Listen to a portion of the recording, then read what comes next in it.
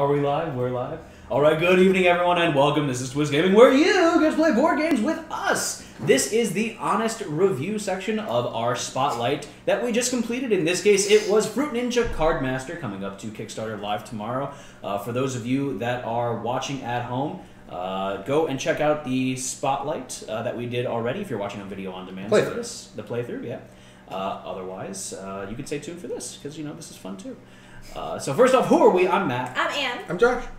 And I'm the disembodied voice of TV. So don't get freaked out if you hear another person and our mouths aren't moving. You're just really good at ventriloquy. I am.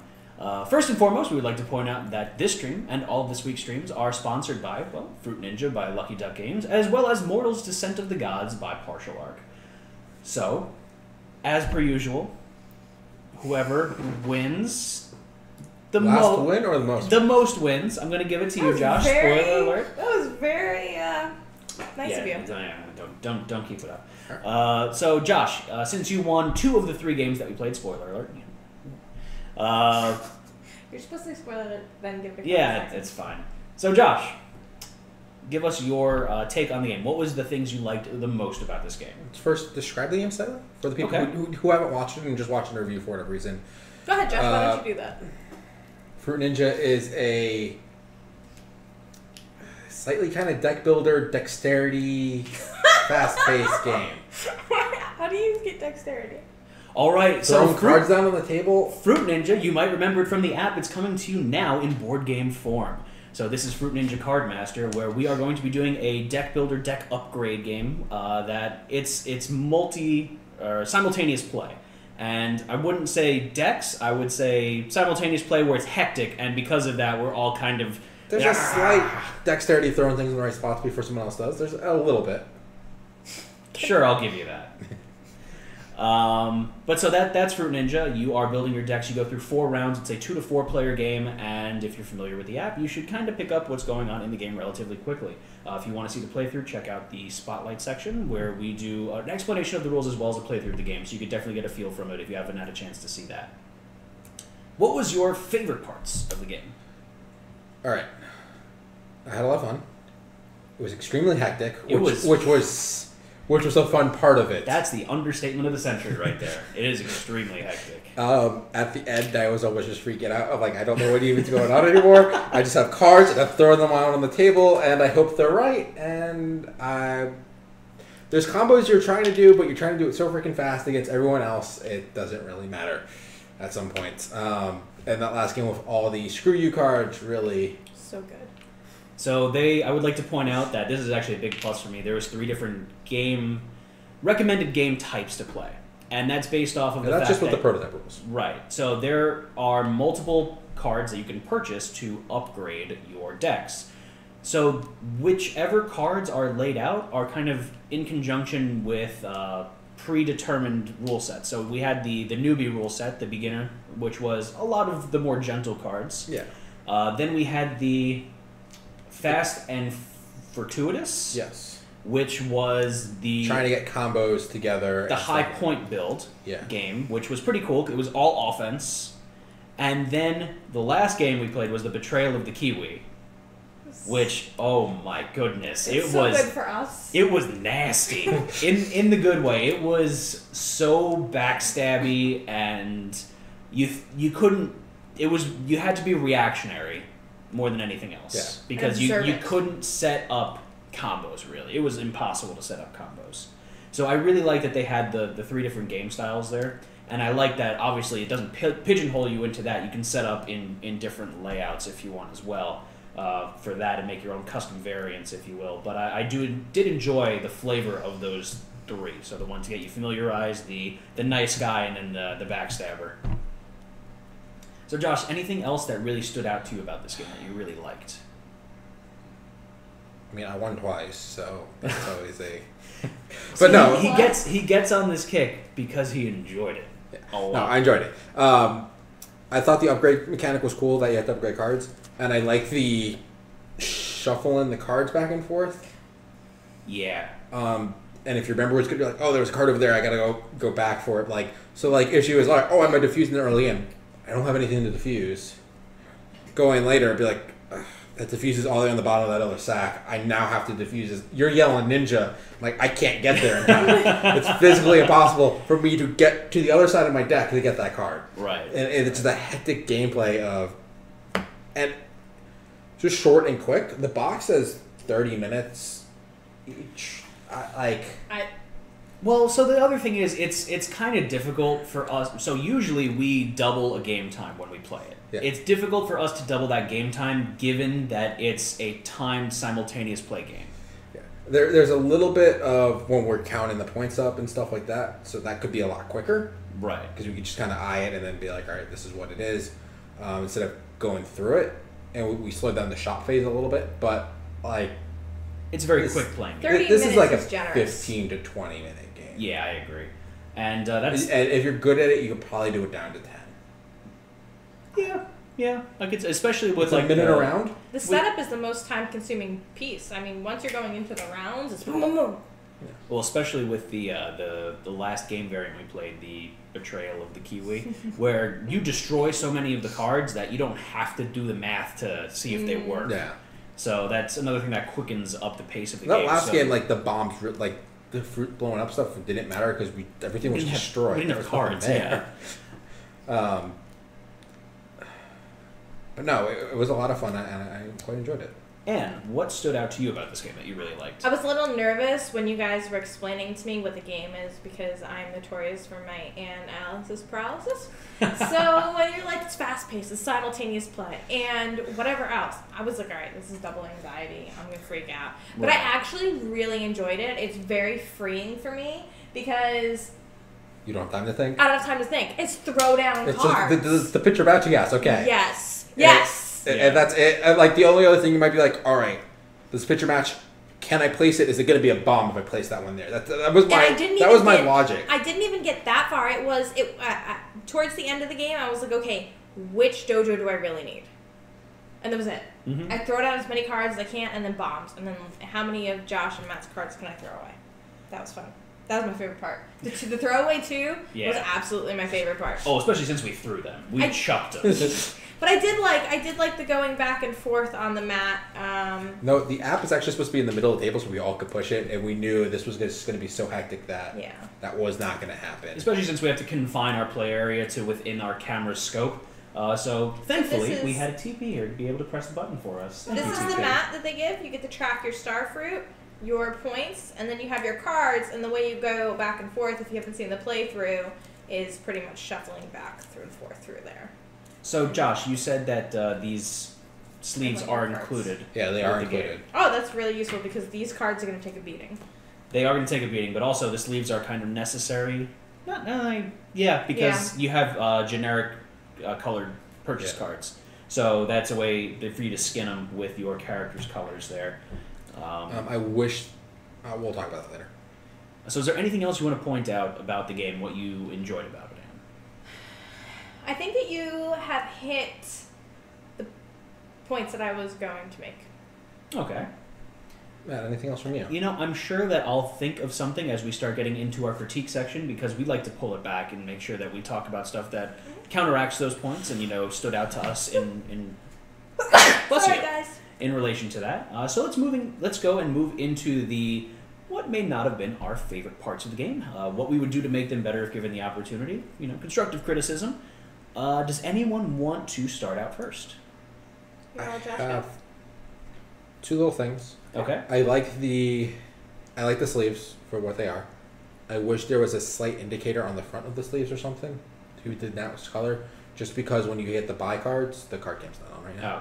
Oh, okay. It's just the edges of the sleeve. It's just the edges of the sleeve, so if you guys can see that. So that's like a blue sleeve there, and you can see it for the most part, but it gets a little more difficult. Can you bring in? Oh, the green's not going to show up. But we have green sleeves as well. So I have a question for you, Josh. Actually, did you have any trouble differentiating the different cards and sleeves? For those of you that don't know, Josh is colorblind. So my biggest issue is we have the studio light in here, and the sleeves are reflective. Yeah. And I'm trying to read the cards, and I just can't see them. So that was. What's up to do with the colors? So I didn't have any color issues. I literally just had an issue reading the cards a little bit just because of the studio light. But that's a us issue, not people at home issue. One thing I think I'd like to see is if there was some sort of graphical indicator as opposed to just purely color on these cards. Maybe even the character's face as an icon up in this area. The back of the cards do have them on it, but it doesn't help. That's the card and then it gets sleeved. And the buy cards won't really matter either, so it would have to be on the sleeve. So coming from a, grain of salt, but coming from a publishing viewpoint, they're probably standard card sleeves as opposed to customizing them with an icon on it. So that might be not feasible cost-wise. Understandable. I just think that would be a really stellar addition to have maybe like a silkscreened character logo on the actual card sleeve itself to kind of eliminate any uncertainty if you're playing with a group of people that are colorblind or sensitive to that. Yeah, it wasn't a huge issue. The one thing I would have liked is it came with 1 point tokens and 5 point tokens. I thought the 5 points were 3 points. Why? They would have been a lot more because a lot of time you're getting 3 points. You never. There's no cards that you never got. There was 5. A couple that there's gave like 1 that gave 5 star fruits, and the same with the points. There's a lot of time where I'm gonna get 4 points, so a 3 and a 1 would make more sense. Because I always had to cash in for the 5 unless we counted everything up and then gave 5 points. Yeah, I can see star. And I don't see anyone really doing that. I see them do it 1 at a time. Yeah, it seems to be more in 3 point increments than 5 point increments for everything. And it's not a big criticism. I just think doling out those tokens would be easier with a 3-pointer than a 5-pointer. Understandable. That's a minor thing. I kept switching up my fruits when I was trying to name them out, but that was... Oh, I did the same thing. I kept calling bananas pineapples and pineapples bananas. Yeah. That's just us, though. That's not a criticism of the game. No, that's us can't speak. Us? Yeah, us can't speak. Us can't speak. Perfect. Exactly. But I really don't have... Like, for the simple, fun party game, this, like... I don't want to say it's a party... It's a very simple... It's a filler game. Fast filler game. Yeah. And it hit a fun spot for me. Yeah. Anne, how about you? Criticisms of the game. We really try to be very honest, and I just want to point out that, a lot of the criticism surrounding online board game reviewers is, hey, you are getting sponsored to review this content, of course you're going to be biased. So, I'm telling you that I understand this criticism. We try and counteract that criticism by having multiple personalities. These two have disorders. Multiple personalities on the show to give you different viewpoints. With that being said, I had a lot of fun with the game. I mean, for what it is, for a filler game, for a quick little, like, hey guys, let's bust this out, and we'd have a lot of fun. Like, it was quick and easy to learn. I'd like some more dojo options. I feel like the dojos got a little repetitive. I could see that. Note about the game. So how this happened was the guy from Lucky Duck Games talked to the people at Fruit Ninja, be like, I want to make a board game with this. I want to do a licensed product. And they're like, all right, cool. So he reached out to 20 different designers and got a bunch of applications from them for games to fit into this thing, and he ended up publishing 3 of them. That's cool. This is great. There's 3. So he went out to 20 different publishers to get different games. He got a bunch back. Thank you. And then he decided, all right, these are the 3 that are cool enough to do. So it's this very is interesting. one of the 3. One of the 3. Yeah, I like this one a lot. My favorite card is the throwaway 2 cards. I think it's such a douche move, but I love it so much. I would want some more dojos, but that's just asking for more of a really good thing. That's not a... I'd have to agree with you. I think that a little bit more on the dojo cards would definitely take this to the next level for me. The only thing that I might want to see is an explanation of some of... What are these red cards called again, Josh? The moves? The move... not. Oh, those in general? Yeah, there's a specific name for them. Action cards, I think, possibly. Yeah, but action cards. I would like to have some sort of descriptive text on them to say what they do. Just because a couple of times I forgot like what the move did, or I don't even know if that's necessary, to be honest. Maybe it's going to slow you down when you play because you're going to try to read it. Maybe if it was on your reference sheet. Yeah, like a reference guide. A nice little reference guide to explain what... Printed on the side Yeah, on the side of the character sheet, I think would go pretty well. So you would do something like this card, and you would do like move bomb. Yeah. Yeah. Move bomb. Discard 2 cards. You know, discard last 2 cards in a row. It might be a little wordy. I just think it would be nice. Granted, once we picked it up, it was, you know, it would be nice to not have to pick up the rule book again. No, we don't have final rule books, so maybe the back of the rule book could be a quick reference guide. That's true, like a communal. Yeah. If you already have the app out somewhere, then it's easy enough to have. Okay, I'm put my phone here. I'm gonna put the descriptions here with the rule book. If the rule book is like EA sized. But yeah, no, I agree with you, Ann. That more dojo options would be. And this is prototype, so I don't know if this is final card count. I don't. More fruit? More fruit, maybe? Yeah, there's... that would make things more difficult, for sure. That would add a lot more complexity to the game. Are they limited in fruit by what's actually in the Fruit Ninja game, and what kinds of fruit are in the Fruit Ninja game? I don't you know, I have forgotten what was in the Fruit Ninja game. I do remember that there are pomegranates. There are limes. I was not just playing Fruit Ninja. I do remember also that there was different kinds of bananas that had different effects, so it would be kind of cool if they had that incorporated into the game. But that's just, that would be cool to see. It's not, I'm not saying that this game is lacking because that's missing. I think maybe even some other cool buy cards would be cool, upgrade cards. But yeah, I think that's like stretch goal stuff. Now we're asking for like... And give us more! And then you gotta go back with the developer and be like, does this balance? Does this make sense? Right, absolutely. I personally don't really see any problems mechanically with this game. It played really fun. For what it is, it's a quick party game. Maybe not party. It's a quick filler game. It's a quick filler game. Where it's a good family game. It's quick to pick up. You know what this reminds me of? I think it would fill almost the same slot as like when we go to conventions and we bring out Joking Hazard.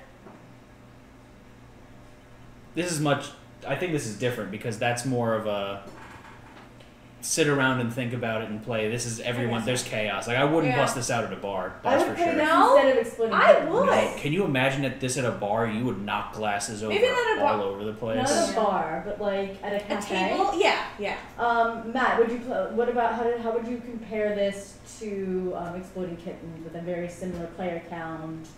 And I mean, it's a little bit more chaotic, but it's definitely more chaotic. I would play them in very similar situations. Probably, I would play them in pretty similar situations. Exploding Kittens, you don't have the same time factor on your hands. I can't really think of another game that we have that incorporates a time factor quite like this into it.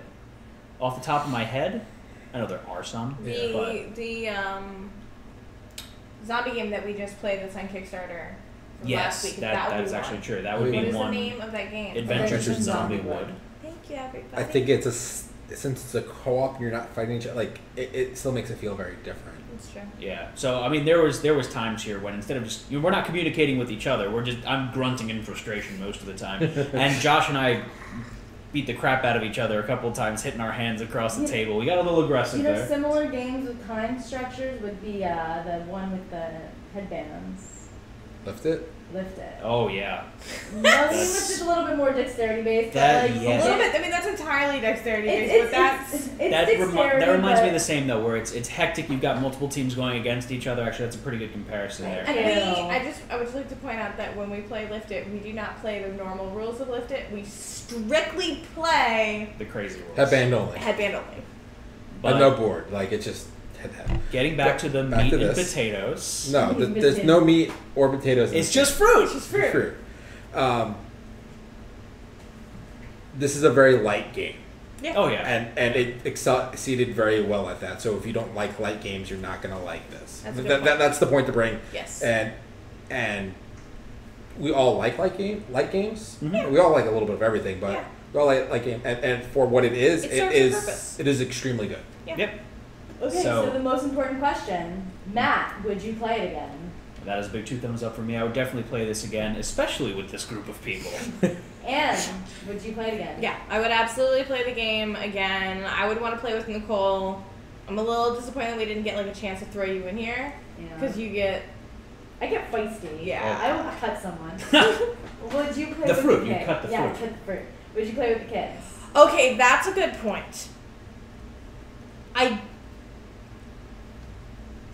I feel like I may not want to choose to play with the kids because I'm feel myself getting very competitive in this game. And you'll and take the them down. second I threw down a -2 and threw away one of my David's You just my don't play that 8-year-old's card. cards, like he would be so mad he would flip the table. So you don't have that Interesting, you said ability to upgrade. kind of like let him kind of win because you're I'm not. animal My instincts. particular parenting style is not one in which I let my kids win because I want my children to earn their wins. To that note, David is the best at tic-tac-toe. Second off, you're doing this game so fast that you can't think about can't think giving about someone a win or anything. his- You're like, Right. I'm throwing cards down. I don't know if I won or not. Like, So I you came here, I had could 9 points. You could and play. you had 3 and you had none. And it's Yeah. just like, You could play the fast and fruitious version with him. Yeah, there may The be a less version I would backstabby. play, but I would definitely take out like the playing of bombs and moving of bombs and stuff like that. Would you let the two of them play by themselves? Would you think that'd be a good game for them without you? Being mommy is crushing me and throwing away my cards. I think so. I think it would be less confrontational to have the two play together, and it would have a lot of fun. And Josh, would you play again? I would play again with the right people. I would not play this with That's a good- hardcore gamers. Yeah, I would play this with much more people who are fine with a nice casual game. Okay. Yeah. I think Speaking this. of- I think sorry. this game would be great after a drink or two. Also, Oh yeah. not at a bar. I think that's a bad idea. But But they're if you go, sleeved. I don't want to knock a glass over onto it. Okay, I don't want to. Even if they're waste sleep, my it's beer. still not. So I do have a question for Joshua. Yeah. When I think of light games, I think of games that you can bring out with groups that aren't really into board games. Would you bring this over to dinner with your family? Yes. Yeah, I would bring this over. Especially with the theme, it's Fruit Ninja, so Everyone knows Fruit Ninja. So Everyone does know. it's a very light, easy game, and if you can explain Fruit Ninja, they're like, oh, okay, I can play this, and it's Not as intimidating. it's not intimidating at all. Well, it's It's got a big the colorful factor- fruit. It's got the factor of I've heard of this. Yeah. It's a big competitive puzzle. Just kind of, you guys gotta make things go in the right spots. Sure, we'll go with that. Yeah. All right, is there anything else that you find folks want to add? Josh cheated in the first round. Hey, did Josh cheat at all? He did first When? round Okay. and second round. The only 2 rounds he won. I'm not surprised that he won because he's spent his entire life avoiding fruit. On that note. All right, so thank you all for joining us this evening. This is going to be Twist Gaming signing off. We would like to point out that this stream and all of this week's streams are sponsored by Fruit Ninja by Lucky Duck Games, as well as Mortal's Descent of the Gods by Partial Arc. Stay tuned for our full sign-off. This is a soft sign-off for now. Twist Gaming signing off. I'm Matt. I'm Ann. Josh. And I'm the disembodied voice of TP. Have a good night. Good night, everybody.